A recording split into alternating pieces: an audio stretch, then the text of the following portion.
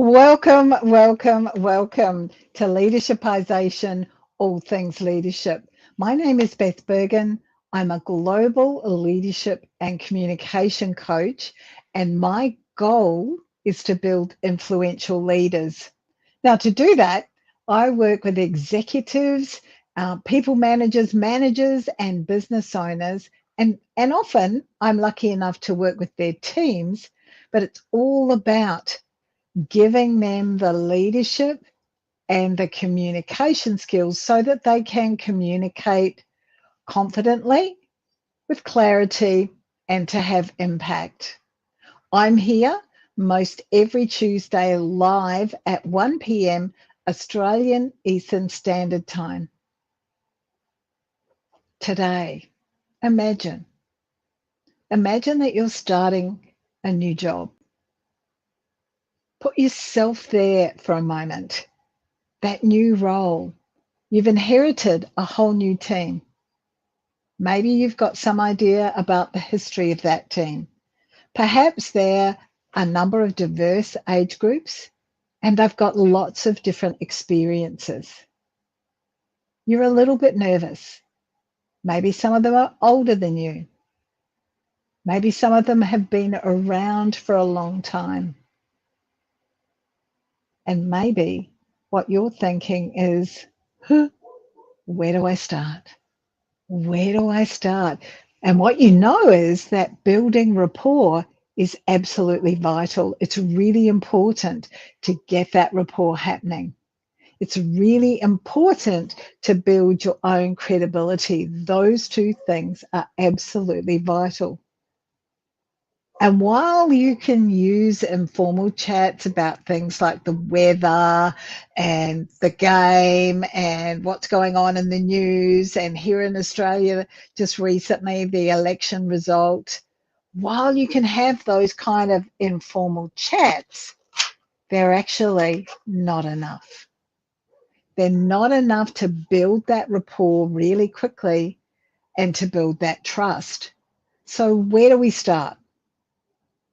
Our goal is to build that rapport, to get that trust, and to get that understanding of each of your individual team members as quickly as possible. So there's a process that I would like to talk you through today in order to do this. There's a process and there's some questions that I'm going to share with you. Now, they'll pop up on the screen, but I would really recommend that either you make a commitment now that you're going to watch this more than once, or you have a pen and paper so that you can actually write those down. So let's look at the process first of all.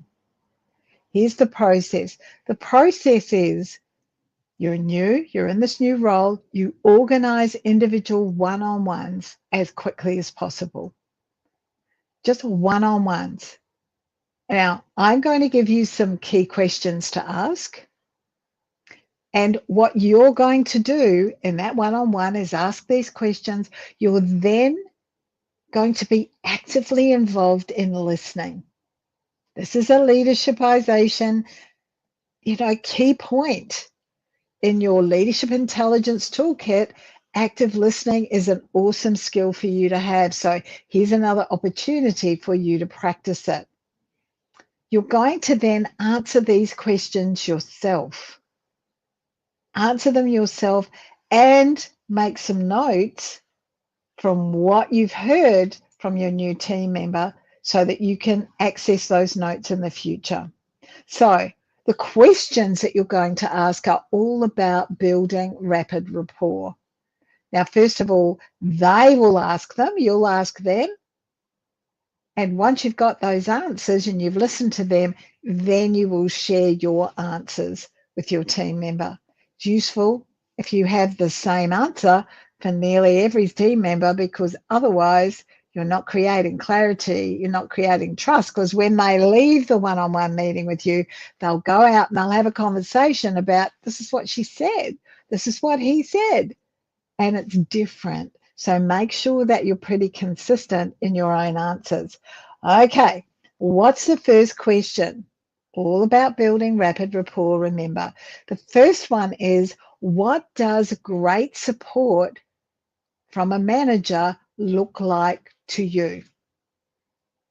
What does it look like to you? Now, this is all about you asking them about what their wants are, what their needs are, what their expectations are.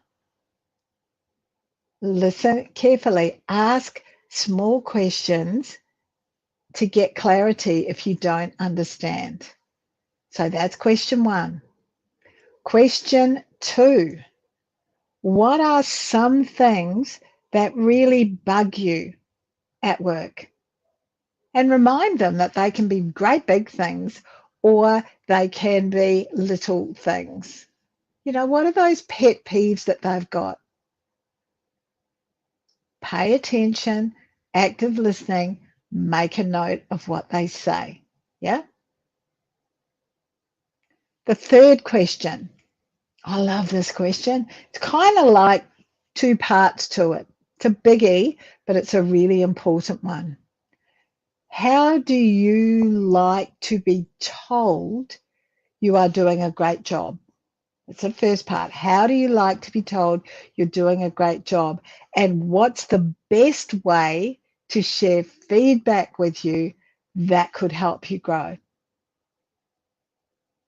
So this is you're getting great insight into your team member here, because the first thing that you're doing is you're asking them, how do I celebrate you? How do I let you know? Do you want me to let you know privately? Do you want me to let you know publicly and make a great big fuss? How do you like being told you're doing a great job? And then secondly, if I want to give you some feedback so that you can get better at what you're doing, how do I do that? How do I do that? So you're getting honest responses here that are going to help you to build that rapport, to build that trust, to build that understanding really quickly. Not 3 months down from when you've started your new role and you're thinking, oh, why am I even here? Why am I even doing this? Yeah. We want you to set yourself and your team up for success rather than setting you up for failure. Okay, question 4. This is another important one. When you have done a great job, how would you like me to acknowledge or celebrate that? Now, this kind of folds into what I was saying in question 3. Do they want the whole team to know that you think they've done a great job? Do they want something on a weekly internal blog? Do you have town hall meetings where they want to be able to have you celebrate them? Or do they just want you quietly to let them know? Now, this is really important because someone who is going to quietly internalize how well they've done doesn't want a great big fuss made. Others are wondering why you're not making that great big fuss. Yeah. So that's what's really important. You're getting it from the horse's mouth. You're getting it direct from your team member. Make a note of it, listen to it, ask questions if you need to, so that you've got a lot of clarity about this. Okay, question 5. Is there something you've focused on improving or achieving professionally this year, and how can I support you with that? So this is about asking what their intention is professionally. Is there some professional development that they're undertaking? Do they need to do my Say It Smarter program? Do they need to do my Accelerator program? Do they need to be getting the services of a coach? Do they need to be coming back and learning some skills that are relevant to the role that they have, rather than leadership, some more technical skills rather than the softer leadership and communication skills? Yeah. The purpose of all of these questions is that it absolutely sets the tone. It shows that you're interested, and it shows that you, in your new role, you're going to be receptive to their feedback. You're interested, you want to hear what they have to say. And the absolute benefit is that you now have an overview of every single person. You know what they prefer. You know how to provide feedback effectively. These questions will have opened the door to deeper conversation, because after you've asked them and they've answered them, you're then going to provide your answers to those questions, so that they get to know you a whole heap better. The other thing is that it will improve not only your self-awareness, but the self-awareness of each of your team members. Honest, open conversation. You can set then some year-long goals in terms of your staff development. Each of them knows that they've been asked that question up front. Now, for some staff, for some of your team, they may never have been asked some of these questions, maybe never been asked all of these questions before, because you shared with them, because you were vulnerable, you were courageous enough to be vulnerable and to share with them. They know now how to manage up to you a whole heap better than they would have before you had this conversation. And what that means is that they're learning how to work with you a whole lot quicker. And not only does that fast track the rapport, but it also means that the collaboration, the quality of the communication in the team is improved almost immediately. So, what are your next stops? Next steps, my apology. What are your next steps? If you're working with an existing team, then I suggest that what you do is adapt these questions and ask them depending on your existing relationship with them. So if you've now got a leadership role in a team that you were in previously, this is what you would do. Adapt them and ask them depending on your existing relationship with the individual.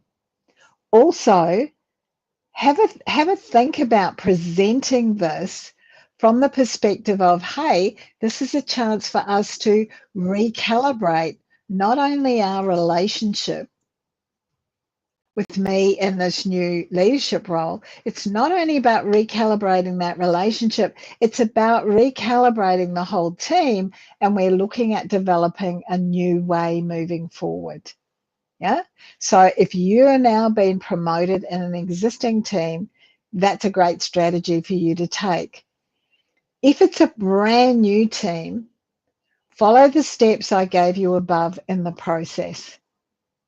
Arrange those one-on-ones individually, one-on-ones as soon as possible. Now, have a think. Will I give them these questions prior to the meeting? And that's what I would recommend. Give them to them prior to the meeting so that they have a chance to think about them.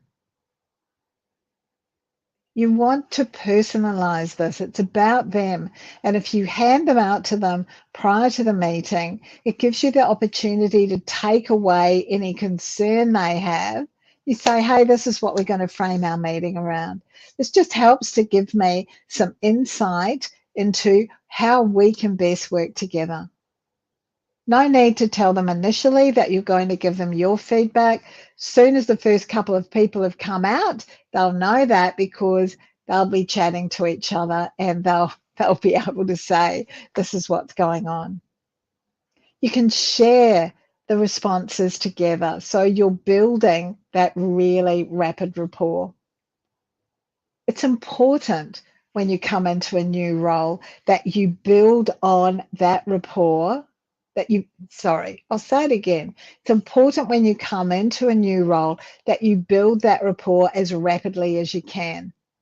And the reason that I'm recommending that active listening and you taking some notes about each individual conversation is because you're going to continue to build on this relationship.